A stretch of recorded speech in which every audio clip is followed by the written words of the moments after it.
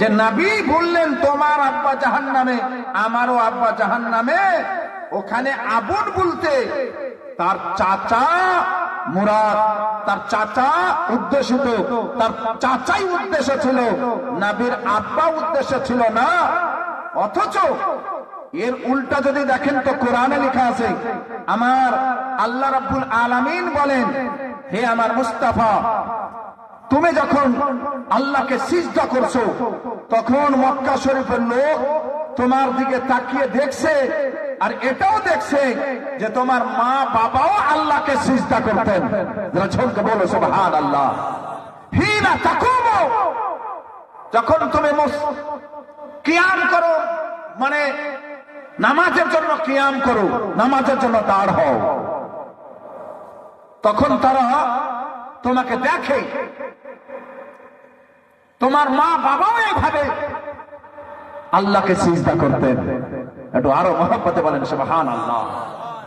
তো সেই নবী মুস্তাফা আম্মা জান আল্লাহর দরবারে নিজের ঘরের ভিতরে দরজা বন্ধ, উম্মে আইমান তুমি বহিন যাও, দরজায় একটু বসে থাকো, কেউ যেন না আসে।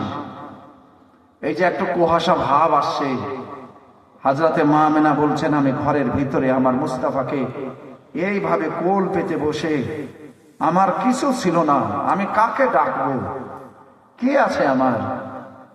মা নাই, বাবা নাই, সবকে ছেড়ে একজন মেয়ে মানুষ স্বামীর মহব্বতের ছায়া তলায় এসে যায়। সেই স্বামীও দুনিয়াতে নাই। আমেনার চোখে যত পানি ছিল শেষ মুহূর্তের মতো যেন বহে যায়। আমেনা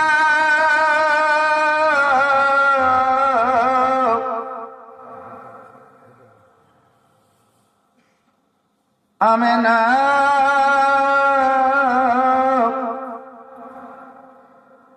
আল্লাহর দরবারে এইভাবে হাত তুলেছেন, আল্লাহ রাব্বুল আলামিন, আমি আমার মুস্তাফাকে এখন পর্যন্ত কিছু দিতে পারিনি। আমার মুস্তাফা আমার গর্ভে থেকেছে, বিন্দু পরিমাণ আমি কষ্ট ভোগ করিনি। আমার মুস্তাফা প্রসব কালে আমি একটু যন্ত্রণা অনুভব করিনি। এই মুস্তাফাকে আজ পর্যন্ত আমি এক জামা দিতে পারলাম না।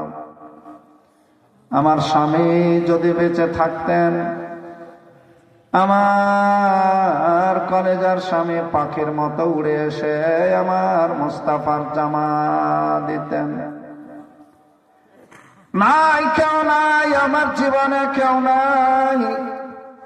আল্লাহ গো, আপনার কাছে এই অধমা আমেনার দুয়ায় আমার ছেলের একটা জামার যেন ব্যবস্থা হইয়া যায়। এই দোয়া করে যেমন নিচের দিকে দেখছেন, কলেজার মুস্তাফা আমেনার কোলে নাই, কোথায় চলে গেছেন? হযরতে আমেনা এদিকে ওদিকে তাকায়, নিজের মুস্তাফাকে দেখতে নাকি পাই। আমেনা ব্যাকুল হয়ে পড়লেন, কাঁদতে লাগলেন আরো বেশি করে।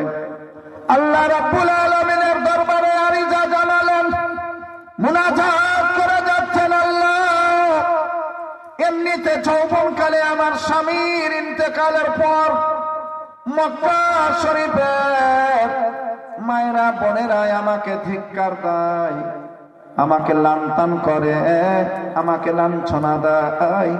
আমেনা, তোর কারণে তোর স্বামীর ইন্তেকাল হয়ে গেছে।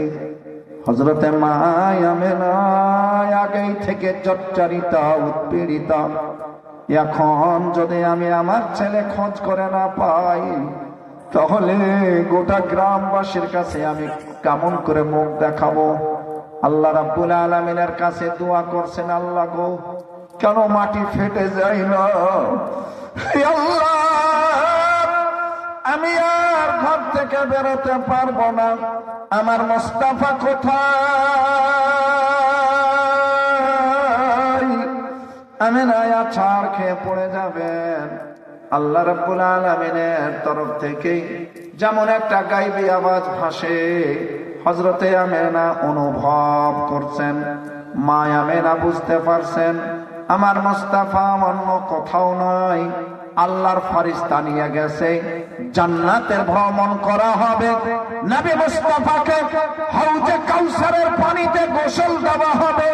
আমেনাকে বলা হচ্ছে, আমেনা তুমি কাঁদো না, তোমার মুস্তাফা মশরিক থেকে মাগরিব পর্যন্ত ভ্রমণ করবে, অবশেষে আমেনা তোমার মুস্তাফাকে জান্নাতের লেবাস পরিধান করিয়ে তোমার কোলে ফিরিয়ে দেওয়া হবে। হযরতে আমেনা দেখলেন আখিরে সময় আমার হাত নামতে না নামতে আমি দেখছি দুইজন ফেরেশতা আমার ছেলেকে পোশাক পরিয়ে কোলে তুলে দিয়েছি। দয়ালু আকা মুস্তাফা সাল্লাল্লাহু তাআলা আলাইহি ওয়াসাল্লামের এই মান, এই মর্যাদা ছিল। এইগুলো, এই যে শেষ কথাটা আমি বললাম, এটা বুখারী শরীফে নয়, এটা মুসলিম শরীফে নয়, মাদারিজুন নবুওয়াহ আকা সাল্লাল্লাহু আলাইহি ওয়াসাল্লামের সিরাতের খুব গ্রহণযোগ্যতম কিতাব, তাতে লেখা আছে আলহামদুলিল্লাহ।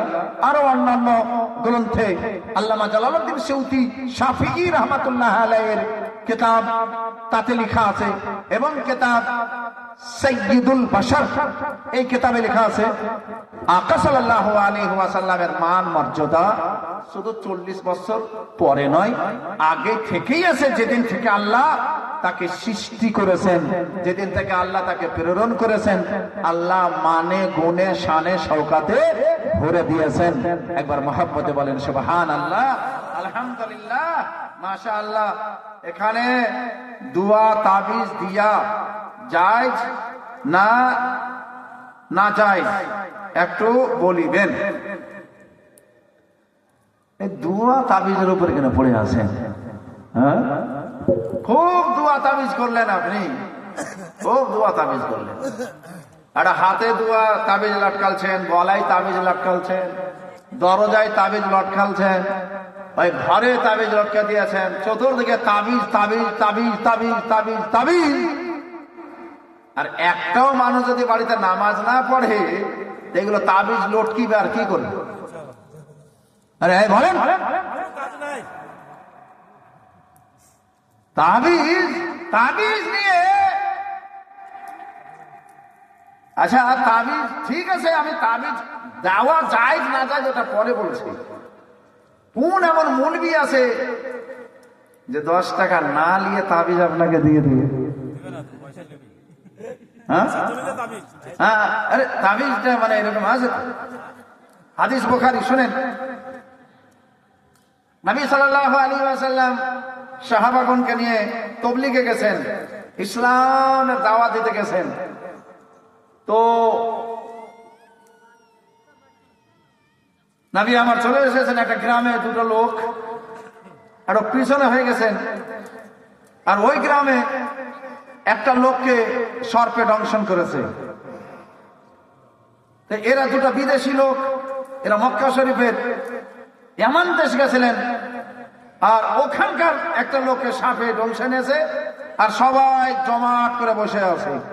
তো রাসূলুল্লাহ সাল্লাল্লাহু তাআলা আলাইহি ওয়াসাল্লাম তো নাই, তার দুইজন সাহাবী, ওরা বলছে যে আপনারা কাঁদিয়েন না, এখনই ভালো হয়ে যাবে। ভালো হয়ে যাবে? হ্যাঁ ভালো হয়ে যাবে। হ্যাঁ ভালো হয়ে যাবে, হ্যাঁ ভালো হয়ে যাবে। যাকে সাপ কামড় দিয়েছে ওর কাছে কেউ যায় না ভয়ে। এরা নবীর দুইজন সাহাবী, এরা গেলেন, একজন 7 বার সূরা ফাতিহা পড়লেন আর এইভাবে ঝাড়লেন গামছা দিয়ে, গামছাতে ফু দিলেন, এইভাবে ঝাড়লেন বা নিজেই ফু দিলেন, তারপরে গামছা দিয়ে ঝাড়লেন, তো কালো কালো বিষ তখনই নেমে আসলো। একটু জোরে বলেন সুবহানাল্লাহ। বুখারী শরীফের সহিহ হাদিসে আছে। ভালো হলো, ভালো হয়ে গেল, তখনই ভালো হয়ে গেল। তো তারা পরিবর্তে কিছু নাজরানা দিয়েছে, কিছুটা টাকা দিয়েছে। তো নবীকে এসে বলছে, হুজুর এইরকম রকম ব্যাপার, তো আমি এরকম ঝাড়লাম, ফুঁক দিলাম আর ভালো হয়ে গেল। তো তোমাকে কে বললে, মানে হুজুর আপনি তো সেদিন আমাকে বলেছিলেন যে যদি সাপে দংশন করে তো 7 বার ফু দিলে হয়ে যাবে। হ্যাঁ ওটাই করেছে নাকি? হ্যাঁ, তাহলে তো বেশ ভালো কথা। হুজুর এই যে নাজরানাতে কিছু দিয়েছে, তো খুশি হালে দিয়েছে, তো এটা জায়েজ আছে। এবার জোরে বলেন না সুবহানাল্লাহ। হাদিসে লেখা আছে ছেলেকে নজর লাগলে সূরা ফাতিহা পড়েন, ভালো হবে। সূরা ফাতিহা পড়ে যদি আপনি ফু দেন, আপনি ঝেড়ে দেন, তো এটা হাদিস অনুযায়ী জায়েজ আছে। তাবিজ যেটা লিখা বা কোনো জিনিস দেওয়া, হযরতে খালিদ ইবনে ওয়ালিদ রাদিয়াল্লাহু তাআলা আনহু যুদ্ধে গেছেন, কোন যুদ্ধে হারতেন না, কোন যুদ্ধে হারতেন না খালিদ ইবনে ওয়ালিদ। আর আজকে তিনি ওখানে হারছে, আর গ্রামে একজন সাহাবী রাসূল, বয়স্ক সাহাবী, ডাক দিয়ে বলছে সবাইকে, ওগো তোমরা ছুটে চলো, খালিদ ইবনে ওয়ালিদ বিপদে পড়ে গেছে, সে হেরে যাবে, আর তার হার মুসলমানের হার হয়ে যাবে, মুসলমান পরাজিত হয়ে যাবে। যেমনই এই কথাটা তার বিবি শুনেছে, তার বিবি তার সামনে দেখছে তো টুপি টেবিলে রাখা আছে। ওই খালিদ ইবনে ওয়ালিদ টুপি ভুলে চলে গেছিলেন। খালিদ ইবনে ওয়ালিদ টুপিটা নিলেন, লওয়ার পরে খালিদ ইবনে ওয়ালিদের বিবি টুপিটা নিজের জামার ভিতরে ভরলেন, বুরকার ভিতরে, আর নিজে পাগড়ি পরলেন, আর চোখ মুখ সব ঢেকে নিলেন, খালি দুটা চোখ জাহির করলেন, আর ঘোড়াতে আরোহণ করে ছুটলেন জিহাদের ময়দানে। স্বামী আহত অবস্থায় পড়ে আছেন, বিবি পৌঁছে গেছেন যুদ্ধের ময়দানে। আরে জোরে বলবেন না সুবহানাল্লাহ। বিবি পৌঁছে গেছেন যুদ্ধের ময়দানে। খালিদ ইবনে ওয়ালিদ চোখ ছেড়ে দেখছেন, বিবি তুমি কিসের জন্য এখানে? মুখের পর্দা সরিয়ে বিবি বলছেন, স্বামী আপনি কিছু ভুলে এসেছেন, আমার তো মনে হচ্ছে না। বের করে দেখালেন, এটা আপনার টুপি। বলে, হ্যাঁ ঠিক বলছো তুমি, আমি টুপি ভুলে এসেছি। টুপি পড়েন স্বামী, টুপি পড়েন। তখনই জয়যুক্ত হয়ে গেলেন। যারা চমকে বলিয়ে সুবহানাল্লাহ। কেন জয়যুক্ত হলেন? টুপি তেমন কি ছিল? টুপিতে নবী মুস্তাফা চুল মোবারক রাখা ছিল। আরে জোরে বলেন না সুবহানাল্লাহ। মুয়ে মোবারক রাখা ছিল। টুপিতে নবী সাল্লাল্লাহু আলাইহি ওয়াসাল্লামের চুল রাখা ছিল। চুলের গুণে হযরতে খালিদ ইবনে ওয়ালিদ বলেন, নবীর চুল রাখা টুপিতে, টুপিতে চুল ছিল নবী সাল্লাল্লাহু আলাইহি ওয়াসাল্লামের একখানা চুল আমি রেখেছিলাম। তার এত বরকত ছিল যে আমি কোন যুদ্ধে হারতাম না। একবার জোরে বলেন সুবহানাল্লাহ। তো যদি কেউ তাবিজ বা দোয়া এই ধরনের করছে, তো কোরআন হাদিসের রওশনীতে ঠিক আছে, কোন রকমের গড়বড়ি নাই। তবে শুধু ওই তাবিজের উপরে ভরসা করতে হবে না, আপনাকে নিজে ইবাদতও করতে হবে। কারণ যে হাদিস শরীফে অনেকগুলো আমল আছে যাতে আপনার বাড়িতে বরকত হবে, যাতে আপনার বাড়িতে রহমত হবে, যাতে আপনার বাড়িতে এক অপরের সঙ্গে মহব্বত হবে। এইগুলো বহু আমল হাদিস শরীফে আছে, আপনাকে নিজে করতে হবে। আপনি শুধু তাবিজ নিয়ে এসে ঝুলিয়ে দিলে আর বেনামাজি হয়ে আছেন, এই বাড়িতে রহমতের ফারিস্তা আসে না। তো আপনি কমপক্ষে রাহমাতের ফারিস্তা নিজের বাড়িতে নিয়ে আসার চেষ্টা করুন। এই বলে আমার বক্তব্য এখান থেকে ইতি সমাপ্ত। ওয়া আখিরু দাওয়ানা আনিল হামদুলিল্লাহি রাব্বিল আলামিন। আখিরিতে আপনাদের কাছে আমি অনুরোধ করব, আলহামদুলিল্লাহ।